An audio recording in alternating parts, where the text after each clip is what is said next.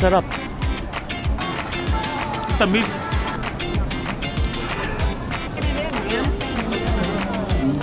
Ay, nandito na tayo sa Central Square. Hey guys, nandito ulit tayo sa Myeongdong. Welcome back to another video.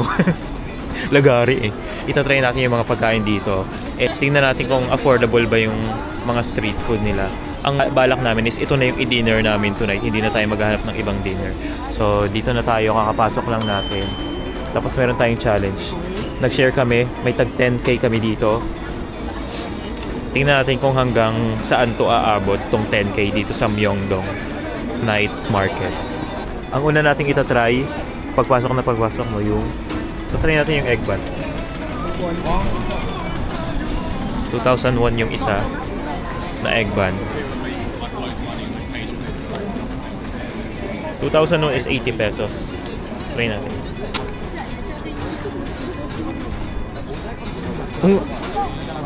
Wala kayong kagat. Alam mo yung lasa siyang bibingka na hindi maalat. Bibingka na may itlog. Parang ganyan yung lasa niya. Sarap. Sarap. Ang naisip ko pancake na may buha. Ang naisip niya daw is pancake. Pwede ring waffle. Waffle na may egg. Ganyan yung lasa niya. That's 8/10. Sulit yung 2K.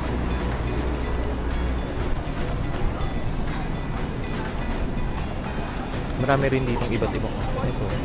Ito ay Nutella crepe. So, syempre hindi mawawala yung mga classic Korean street food. Tteokbokki and fish cake. Marami yan dito. And then pwede rin dito mamili ng mga luggage. Oh. Kasi mura dito yung mga luggage. This is 85,000. Pang hand care.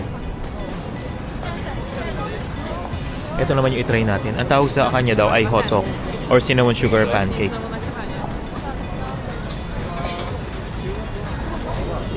$3,000 one piece. So yung 1,000 won is 40 pesos. So times 3 nyo na lang. Itong itsura niya. Taste test. Oh, sorry. Thank you.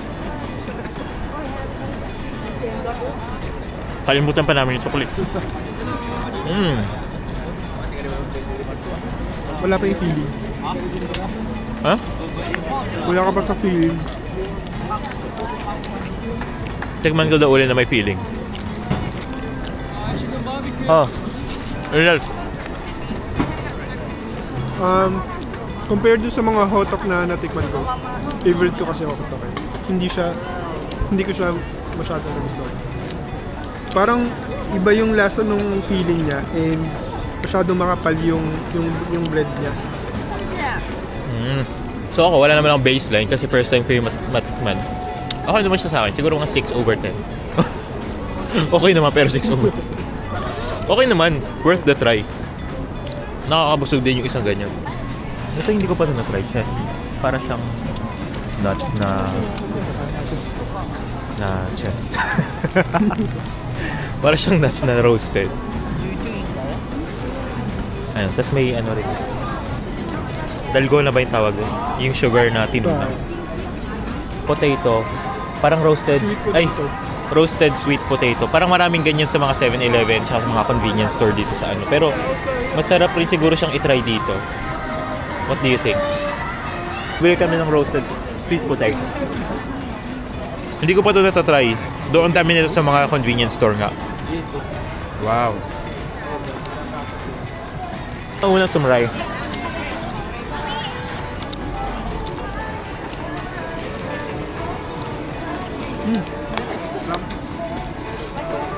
Mas masarap yung sa Japan. Ha? Pero masarap din siya. Wow. Tamis. This is 7/10. So nakakamagkano na tayo? Tatlo na yon. Yung egg tart is 2,000, 3,000 yung sweet potato tsaka yung hotdog. So 3. Uy, ang hirap sa math. 8. 8,000 Korean won. Itong abalone, Abalone is 20,000. grabe, out of budget siya kasi 20,000 ang pinakamura. So, baka next time natin ito i-try kasi Hindi pa natin sure kung magugustuhan natin. hindi natin sure.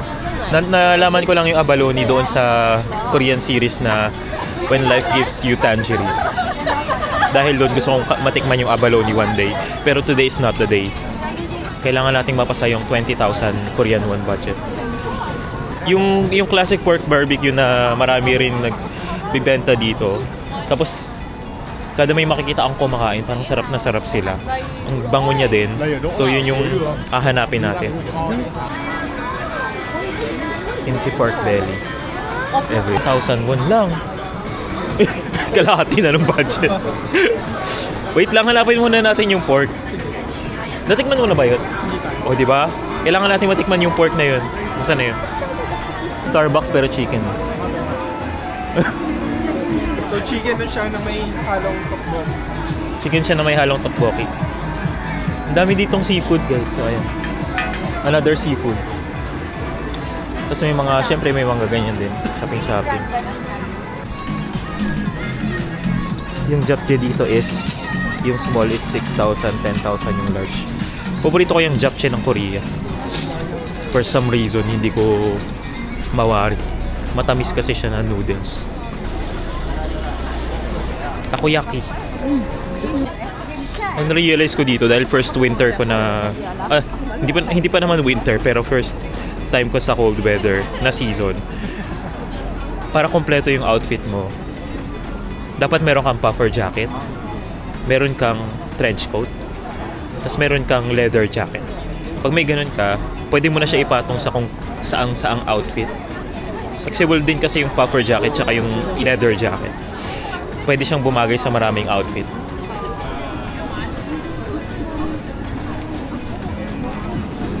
Grabe dati, pinapanood lang natin yung mga vlogs nila Marvin, nila JM na nagtutour sila dito. Who would have thought na makakapunta tayo dito? Inakala. Ang mamahal ng seafood, yun lang. Yung mga seafood mahal, parang mga isang cup, nagre-range siya ng 10k to 20k. 400 to 1,000 to 800. May pa-underscore. We're here for the show.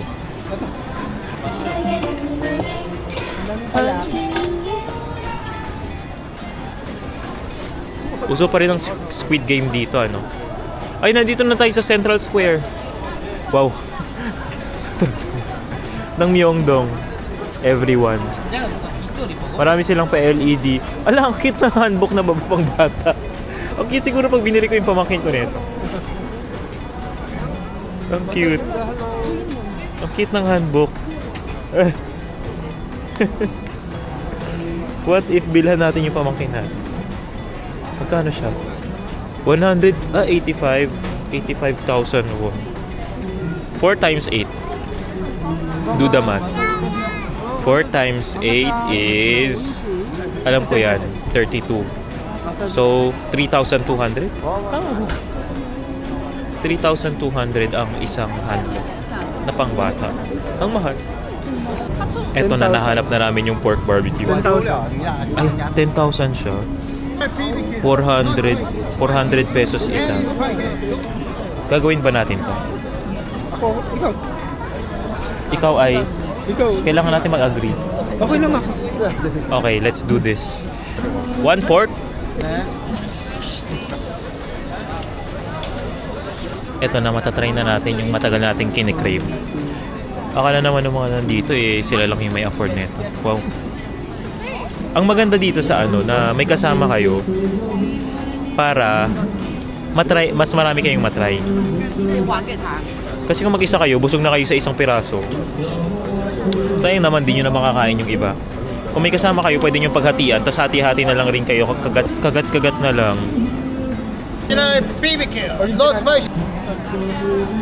Tapos isasaw-saw pala siya oh. Try natin na ito spicy to.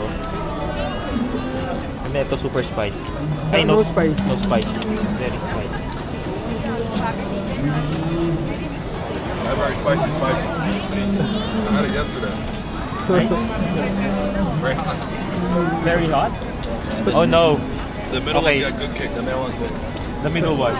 Okay, this is the middle one. Good luck.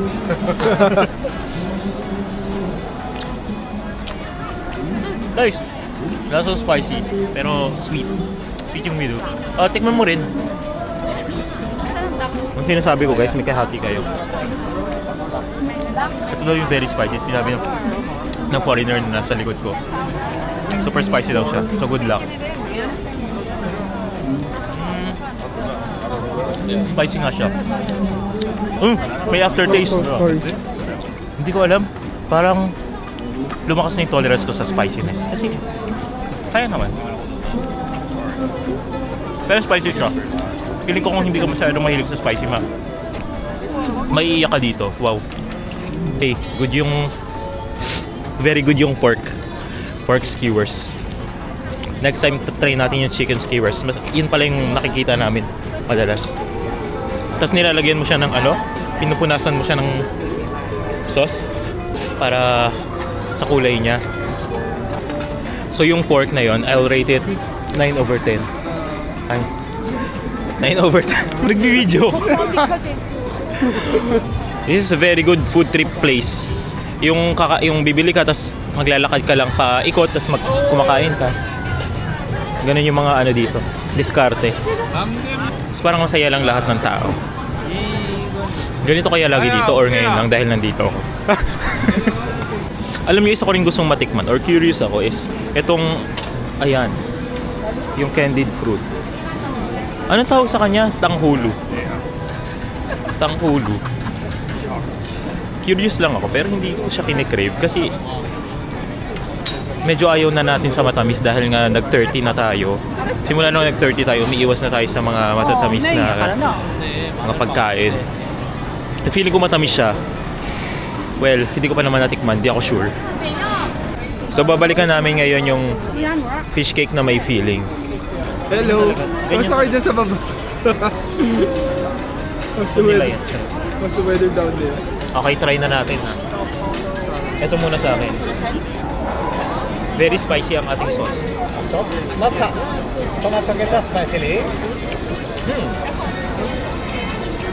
O, lagyan mo.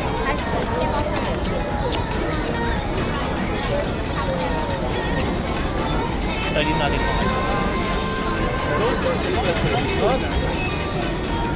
Ito na, so spicy.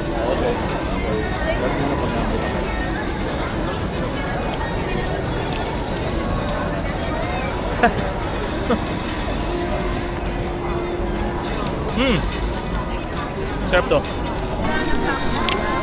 Mabilis na ubos. Worth it naman yung 200 pesos. Pero I would say it's 8/10. Sa totoo lang, hindi ko masyadong nalasahan yung parang fish cake. Mas more on siya, parang naalala ko yung lasa ng takoyaki. Lasa siyang takoyaki sometimes. Tapos na may siya, na may palaman na hotdog, sausage, tapos kung ano-ano pa.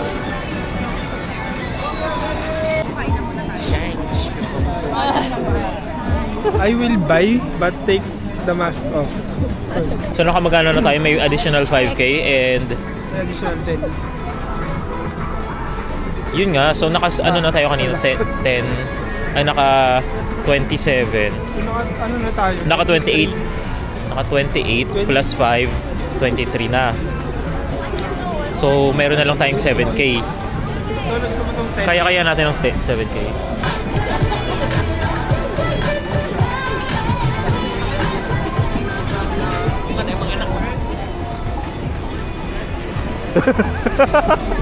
Para kasing masarap yung s'mores.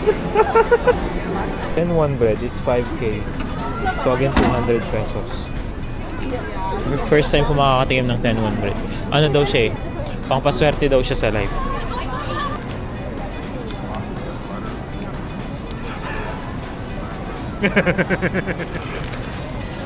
Ginagawa mo.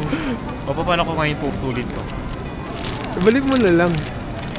So parang siyang pancake na may Ibalik mo mozzarella. na lang. Ibalik mo lang. Ganun.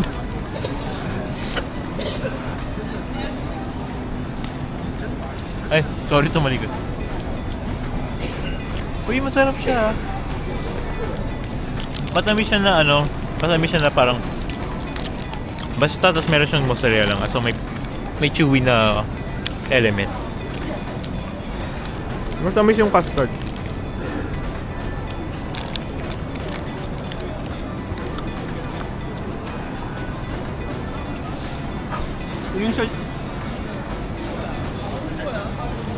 Yung sa Japan kasi walang custard. Cheese lang talaga. Like this dessert, it's 9 over 10. Wow, 9 over 10.